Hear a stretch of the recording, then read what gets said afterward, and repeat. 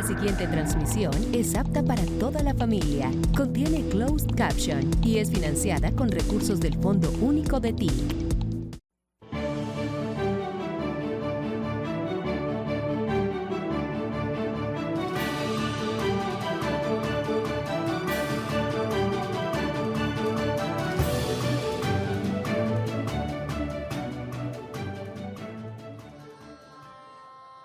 A estas alturas de mi gobierno, ya a punto de terminar, ya veremos qué pasa el domingo, pero aprovecho no solo para entregar las obras de hoy, que no son obras sino tierra a gente de carne y hueso, que ansía tenerla porque ha sufrido de la escasez de tierra en Colombia como la mayoría de las y los campesinos. Acto que acabamos de realizar, son 12.000 y más hectáreas. La mayoría eran terrenos baldíos de la nación, pasa más o menos igual en todas partes del país. Terrenos baldíos que roban,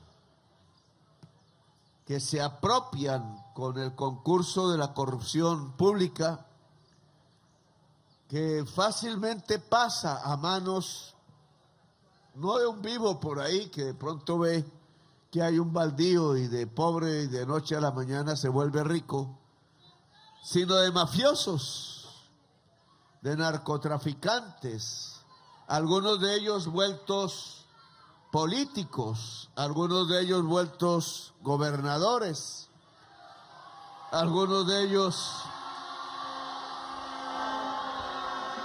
me temo por lo que ha salido en las últimas noticias, yo lo insinué, pero aliados indudablemente del narcotráfico que ha dejado en Colombia un genocidio.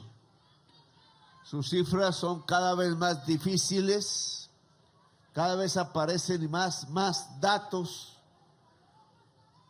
Solo hablando de la última época de apropiación de tierras, estamos hablando de 90.000 campesinos, la mayoría campesinas, sus hijos, asesinados incluso en fosas comunes. Más o menos 60.000 desaparecidos que ahora empiezan a aparecer investigaciones judiciales que incluso disminuyen esas cifras porque se plantea ya el encuentro de los cadáveres, el hallazgo de la verdad. Veníamos acongojados. Yo hice el primer debate siendo parlamentario. Estaba el ministro de Defensa en ese entonces, Juan Manuel Santos, al frente mío. En un gobierno anterior, el de Álvaro Uribe Vélez, y el primer debate tenía que ver con lo que llamaron mal llamado los falsos positivos, que no es más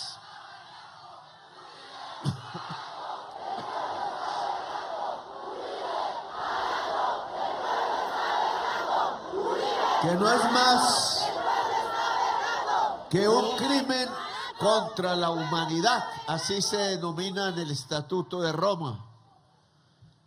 Allá en sus artículos, como una especie de código penal donde solo están los delitos que llaman crímenes de guerra, crímenes de lesa humanidad, crímenes que en conjunto se denominan crímenes contra la humanidad. Pues hemos descubierto ahora los jueces, no nosotros, que no se trataba de 6.402 jovencitos, jovencitas, la mayoría jóvenes, disfrazados, los entregaron así a la muerte, de guerrilleros, dados de baja en combates a los que nunca fueron, eran urbanos, eran de barrios populares. Una historia dantesca que hasta ahora empieza a conocer Miles y miles de soldados son juzgados por la JEP, pero no han sido juzgados los mandos civiles, comenzando por el ministro de Defensa de esa época, que escribió la resolución 039, se la leía al Congreso de la República y a la opinión pública que pudiera enterarse de ese debate, y que daba unos premios por ascensos, por medallas, por comida, llegamos a saber. Era tanto el hambre en el ejército que parecía fácil llevar a un soldado a matar a alguien que nunca había visto, fusilado, y que no se trataba más que alguien como él, igual de pobre, igual de hambriento, que no tenía uniforme, que pensaba quizás ser trabajador por allí, o quizás el sueño de estudiar, y nunca le dieron la mano, sino que lo subieron a un camión y en algún lugar recóndito, muy lejos de su casa, a centenares de kilómetros de su casa, donde pudiera aparecer como real el que hubiera él estado en un combate, le ponían tan mal el uniforme que aparecieron con las botas al revés. Y ya no son 6,402, sino que sumados, y entonces ya no hablamos de un gobierno, hablamos de una época de la historia de Colombia que yo creí que con mi gobierno iba a terminar y que comenzábamos una nueva época. Esa época que creo yo acabé, suma ahora 21,500 jóvenes y campesinos convertidos en los mal llamados falsos positivos desde 1971 hasta el año 2022. Estamos hablando de 55 años de edad, más o menos. Una época, ya no un gobierno, donde era costumbre que la población civil de Colombia, sobre todo la juvenil y la campesina, fueran masacrados uno por uno en pocos grupos, simplemente para hacerlos aparecer como bajas sobre la guerrilla y a cambio de algún título, de algún ascenso, de algún premio, de alguna medalla. 21,000 personas, eso se llama un crimen contra la humanidad, sobre el cual hay que repensar y repensar. Años antes de ese 71, toda esta tierra, el llano y el piedemonte, eran testigos de algo todavía más difícil quizás. Yo no la viví, nuestros abuelos cuentan que aquí tocó que se armaran 10,000 campesinos de a caballo, algunos supongo, algunos que no pensaban en ser guerreros, tuvieron que comandar. Guadalupe Salcedo, todos de los llaneros, que solo se había visto tal cosa quizás, y ahí sí no tenemos muchos recuerdos, solo quedan cuadros de la época de Bolívar, llegando desde su Venezuela por el Páramo, por Casanare, por Arauca, para llegar a Boyacá y pasar a Bogotá. Y entonces los llaneros, la gente del llano, se identificó desde entonces, hace siglos ya, como la gente de la libertad. Y podríamos decir que así creció este pueblo. Seguro tiene datos más atrás, indígenas. Seguro que pasó la esclavitud por algún lado en la colonia. Seguro que hubo trochas, etcétera. Pero en realidad la historia por lo menos reconoce a este pueblo como el pueblo de la libertad, el que ayudó a Bolívar, el que no lo dejó de fallecer, hasta que esta bandera que hoy izamos, que no tiene barras ni estrellas, a esas algunos le gritan lealtad, pero a esta todos los 55 millones de colombianos y colombianas sí que le gritamos lealtad.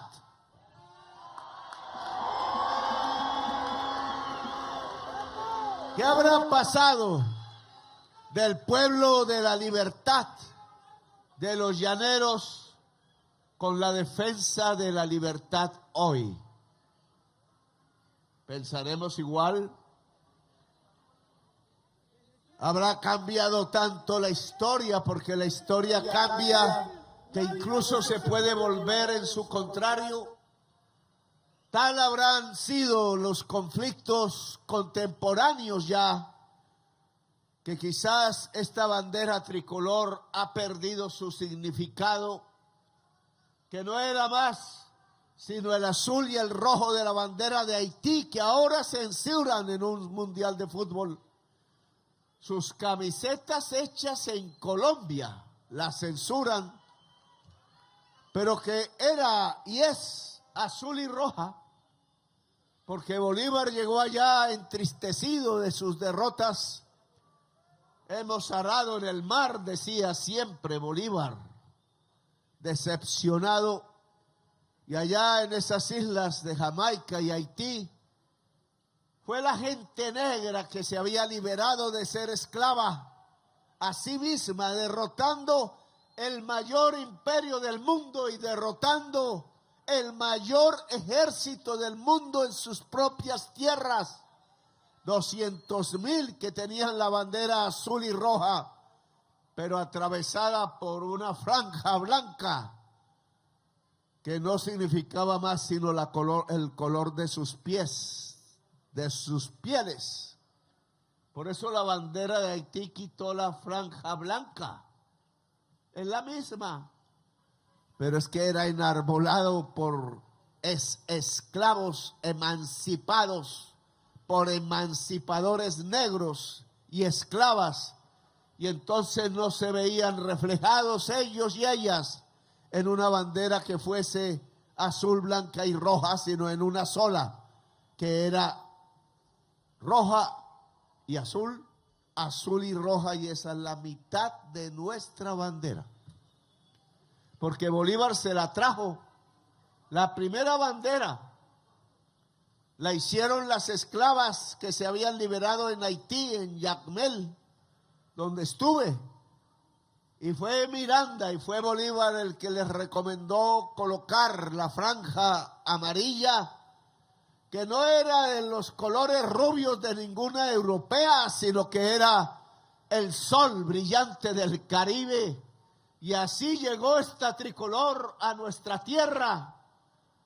Y significa lo mismo que Haití, solo que de 3 colores. Libertad, libertad y libertad. Y así se hizo victoriosa.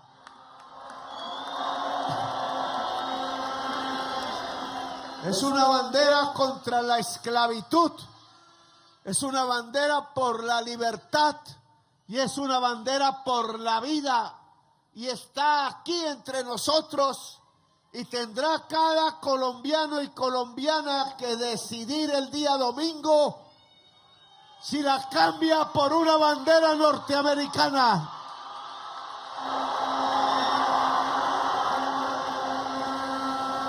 Y no tengo nada contra Estados Unidos, he leído su historia, pero es una grosería con Colombia que un presidente extranjero intente, a partir de dinero sucio del narcotráfico del señor Juan Orlando Hernández, a quien indultó, con otro dinero sucio del genocida que asesinó 22,000 bebés en Gaza, y ambos juntos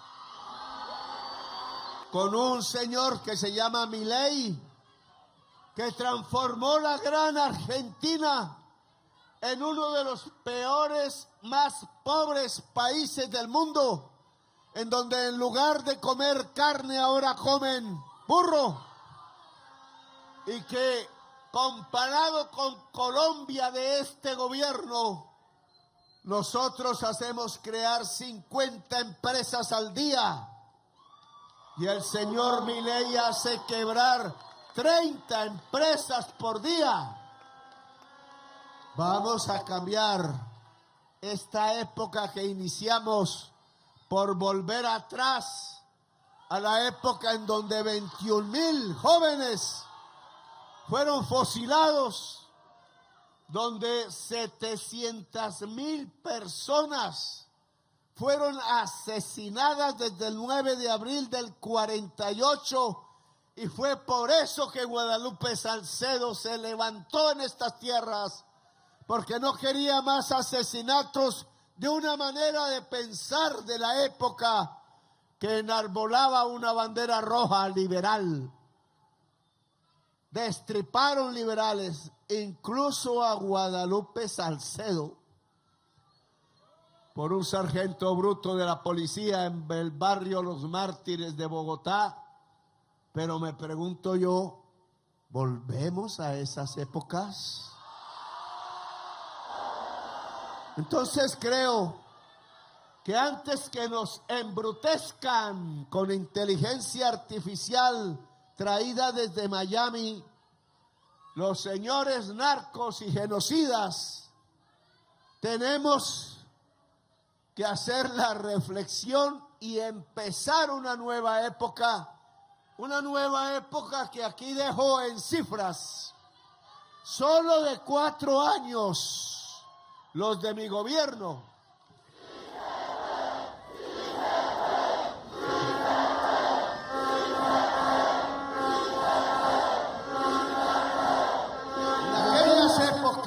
De Guadalupe se pedía tierra, reforma agraria. Prácticamente con una pequeña excepción en un gobierno, el de Lleras, se volvió a hablar de reforma agraria y se hizo el INCORA, que hoy es la ANT. El INCORA se transformó en la Agencia Nacional de Tierras del Ministerio de Agricultura, que dirigió en mi gobierno Felipe Harman, con relativo acierto, porque siempre cometemos errores, pero hemos entregado a nivel nacional, hemos recuperado casi 800,000 hectáreas y hemos entregado 400,000 hectáreas de ellas al campesinado de Colombia, y de ellas al Meta, no hice las cuentas de los llanos todos, 130,000 hectáreas en todos los llanos. Ustedes saben que la tierra de los llanos no es tan fértil, dependiendo, y por tanto toca más cantidades para que una familia campesina se pueda sostener, aunque eso es arreglable. Y la EDR Pachón ya debería tener un programa de adecuación de tierras para campesinos, no para narcotraficantes, en los llanos de Colombia, para que podamos hacer más fértil la tierra, producir más. Y lo que tenemos es extensiones. 132,000 hectáreas que deben crecer. Aquí en el Meta, de esas 132,000 hectáreas entregadas al campesinado llanero, hemos entregado 77,118 hectáreas para, aquí están las de hoy. Si no están dadas las de hoy, más o menos para 2,800 familias. Si se multiplica por 3, 8,000 personas, que deben ser más, porque también hemos formalizado, que significa titular tierras que no estaban tituladas. Solo al campesinado se le puede titular baldíos. Orden de la ley, sujeto o sujeta que titule a un gran hacendado baldío debe irse a la cárcel, y el hacendado debe también irse para la cárcel. 190,000 hectáreas se han titulado y se han beneficiado 4,758 familias, que multiplicado por 3 nos da más o menos 14,000 personas que habitan, sobre todo, y aquí ya no hablo solo de los llanos, sino del otro conflicto que llegó. No estaba en los llanos, llegó, que es el de Huéjar, reserva campesina, Losada Guayabero, reserva campesina. ¿Qué es lo que yo creo ha pasado en los llanos y nos ha hecho perder la idea de la libertad y hasta para algunos cambiar de bandera?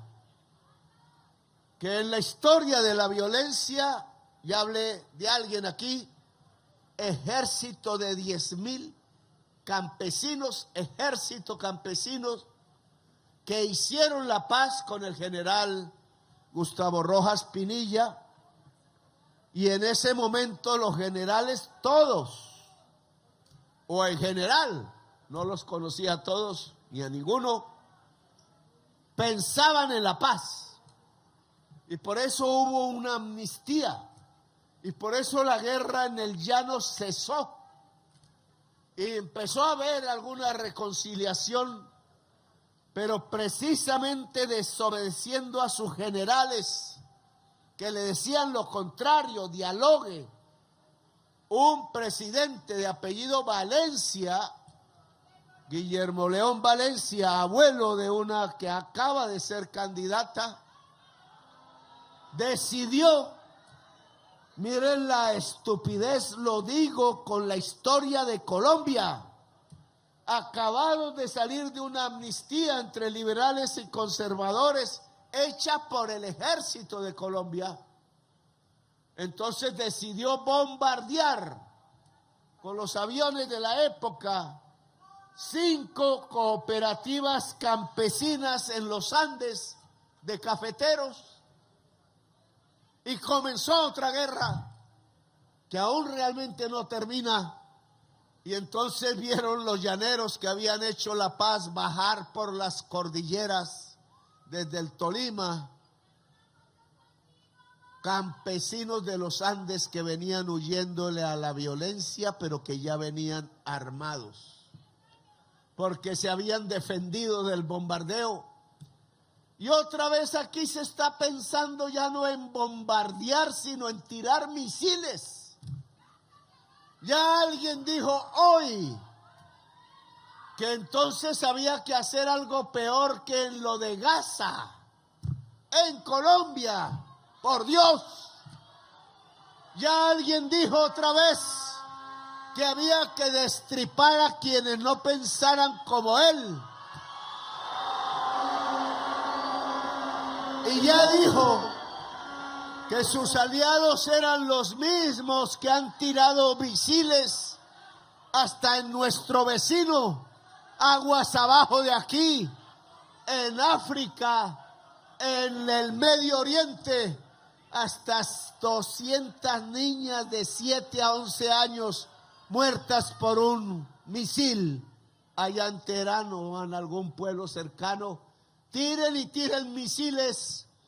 Yo cuando me fui a hablar con el señor Trump, fue a pedir y a exigir, primero, que a Colombia se le respetara. Segundo, que la lucha contra el narcotráfico era contra capos que no viven siquiera allá en Colombia. Tercero, que el campesinado cultivador de hoja de coca que apareció en los últimos 50 años porque son parte del desalojo campesino que se hizo a la fuerza y a sangre y a fuego de las tierras fértiles, como esos que se vieron bajar del Tolima, de las alturas de la cordillera oriental, y como estos hijos o nietos serán de aquellos que les tocó subirse a un caballo y volverse insurgentes al lado de Guadalupe Salcedo. Entonces ahora les decía yo a Trump, hermano, el campesinado, porque le dije hermano, brother, hagamos un deal, no un business, no me gustan los business. Y el hombre me dijo que sí, yes. Y hasta dijo, he tenido el placer de hablar con el presidente de Colombia, Petro, pero no me entendió. Yo lo que dije era que había que darle la mano al campesinado cultivador de hoja de coca, como hoy lo estamos haciendo, para que él mismo, con ayuda del Estado, arrancara de raíz la mata de coca. Hoy lo hace conjuntamente con la policía, y que nosotros como Estado y gobierno lográbamos sembrar cultivos para la exportación, y hoy estamos exportando a California y a China, y vamos bien. Certificadas ya casi 10,000 hectáreas, inscritas 40,000 hectáreas de hoja de coca, y es así como se logra, haciendo un pacto con el campesinado y con el pueblo de Colombia, y no tirándole misiles y amenazándolo con destriparlo, porque ya sabemos qué pasa en la historia de Colombia cuando esas palabras se pronuncian. Aquí queremos paz, no más guerra. Aquí queremos derechos humanos y no fascistas en el gobierno. Aquí queremos salir a otra época que yo puedo demostrar con cifras en la propia Villavicencio qué le ha significado. Porque no solo venimos a entregar 77,000 hectáreas a campesinos o titular 190,000 hectáreas, o hoy a entregar 12,643 hectáreas, sino que también podemos hablar de educación, podemos hablar de energía solar, podemos hablar de otros programas. En todo el Meta, 61,554 abuelas y abuelos que no tenían pensión, hoy reciben 230,000 pesos en todo el Meta. Podemos decir que mi programa para ayudar a la mujer joven, pobre generalmente, a la que embarazan, a la que abandonan con 1 o 2 hijos o más, logramos transferir mensualmente 500,000 pesos que sacan de la pobreza individualmente. Y solo en el Meta le hemos entregado mensualmente esa cantidad a mamás de menores de 6 años, quizás para que ayuden a alimentarlos y nutrirlos y puedan crecer bien, a 76,912 jóvenes mamás quizás en todo el departamento del Meta. Este programa me permitió en toda Colombia bajar a 1/4 parte la mortalidad infantil de que como la recibí del gobierno de Duque. Solo en 4 años pude bajar en toda Colombia a la cuarta parte la tasa de mortalidad infantil de Colombia, que es una de las principales indicadores, variables de si se le entregó salud al pueblo o no. Estábamos a que si se le daba plata a las EPS, se le entregaba salud al pueblo. Mentira. Hemos descubierto hoy cómo llegan, en donde el número de las cuentas, la cantidad de dinero, solo en una EPS que se llama Cosalud. Hemos descubierto cómo hacían clínicas los hijos del gerente, que eran los que se llevaron un préstamo hecho a la EPS y se lo llevaron al exterior, y sabemos en qué país y en qué número de cuenta. Ya se denunció a la fiscalía. Y hemos descubierto que uno de los socios se llevó 5 billones de pesos del erario colombiano vendiendo a las EPS la medicina por 35 billones, pero tenía un 40% de sobrecosto sobre su precio. Así nos han estafado. Pero hoy yo puedo decir con tranquilidad y con cifras que presentamos el martes en el Consejo de Ministros, que bajamos la mortalidad infantil sustancialmente en toda Colombia, que bajamos la desnutrición infantil en toda Colombia, que bajamos la tasa de mortalidad materna en toda Colombia, que bajamos la tasa perinatal en toda Colombia.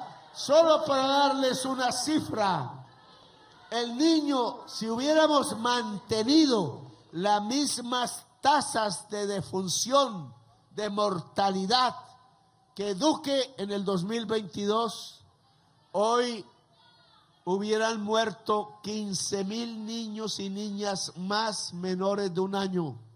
Y no murieron gracias a este gobierno y su política de salud. Y todo se reduce al final a la gran cifra que apareció últimamente del DANE. Aún no sale por departamentos. Estamos esperándola, pero salió a nivel nacional, a la totalidad rural, a la totalidad de las capitales y de las cabeceras rurales y al promedio nacional. La presentamos por televisión. La Comisión Nacional de Comunicaciones censuró al presidente de la República el día lunes para que ustedes no supieran de la importancia que toda esta política económica, alguna mencionada aquí regionalmente, tuvo para reducir sustancialmente la pobreza en Colombia, que para mí, un gobierno que dirijo, que llamo de la cambio y de la vida, es la estadística más importante, que resume todo lo demás hecho.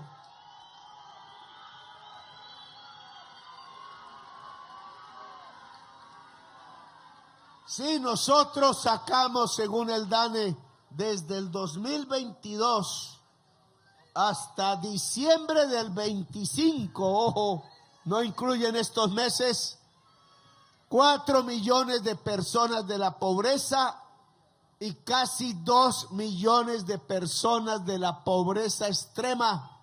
Es decir, mejoramos las condiciones de pobreza de 6 millones de personas en Colombia. Averiguado, porque están las cifras, cuál fue la mayor razón, porque son muchas. La mayor razón de lejos se llama subir el salario mínimo de Colombia. Y no porque toda la gente trabajara con salario mínimo, sino que al subir el salario mínimo, los y las asalariadas compraron más. ¿A quién le compraron? Pues comida al campesino, a la campesina, al tendero. Quizás una blusa más linda, más limpia, quizás zapatos, quizás blue jeans, ropa para los hijos. ¿Y a quién beneficiaron? A la pequeña y mediana industria. Y entonces hoy sabemos que subir realmente el salario mínimo ayuda a aumentar los ingresos de la economía popular de Colombia. Y ahí sí estamos hablando de la mayoría. Y no solo hacia abajo, menos, pero suben los ingresos de la clase media y de la clase media alta. No saben esas familias, no se les ha explicado bien que su mejor vivir fue porque subimos el salario mínimo y no porque le juramos lealtad a una patria que no es la nuestra.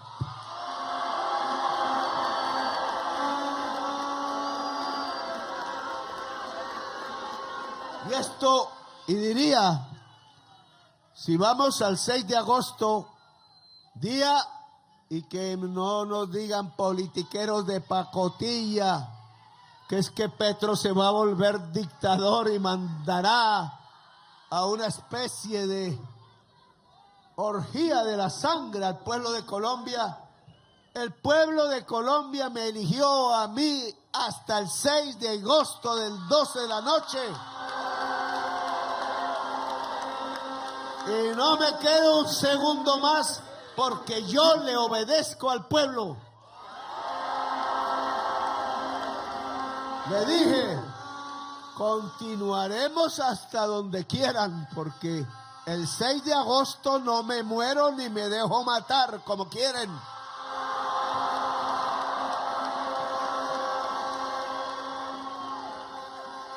Así que le digo a la embajada de Estados Unidos, deje asustar a los gringos que viven aquí, porque nada les va a pasar, ni el día de elecciones, ni el 6 de agosto. Porque aquí hay un demócrata en el gobierno, no sé, en el gobierno de los Estados Unidos.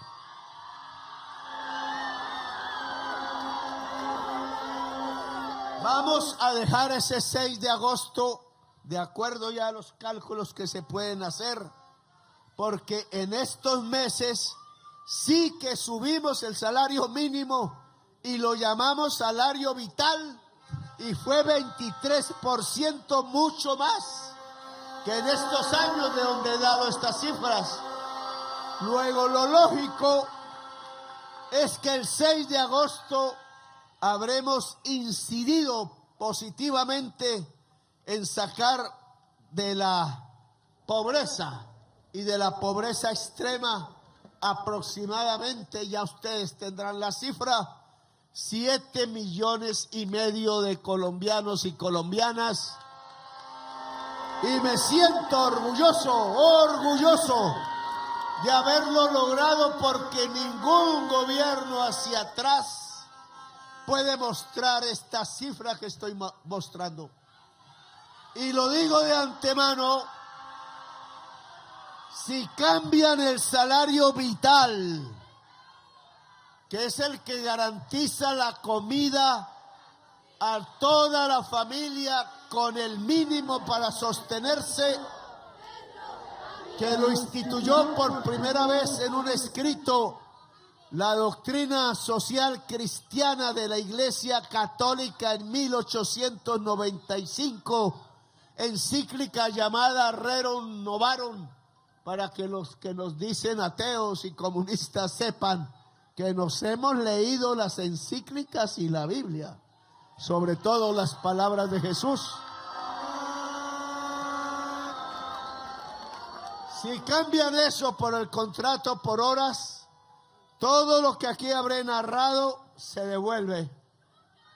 Porque al bajar el salario real de los trabajadores de hoy, salario vital, dejarán de comprar tanta comida, tantos vestidos, camisas, la economía popular tendrá menos ingresos, el campesinado tendrá menos ingresos, la clase media que a veces mira es para arriba y no para abajo, se dará cuenta que era el enriquecimiento de los de abajo lo que le permitía ser más rica, y hasta los grandes empresarios, como sucede en Argentina, entrarán en quiebra.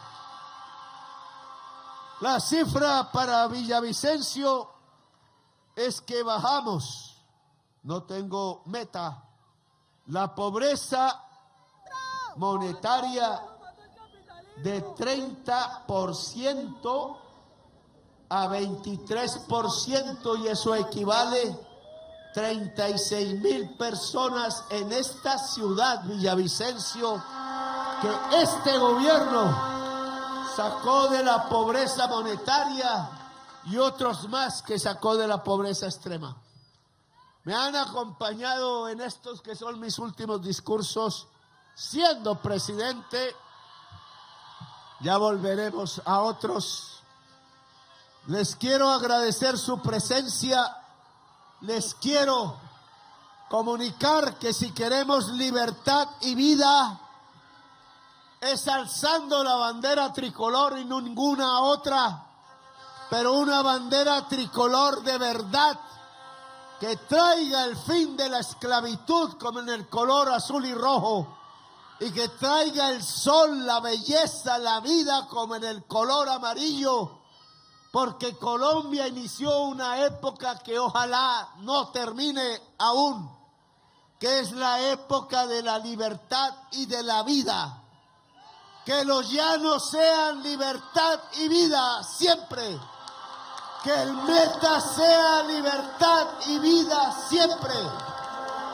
Que Villavicencio sea libertad y vida siempre. ¡Que viva Colombia, el país de la belleza!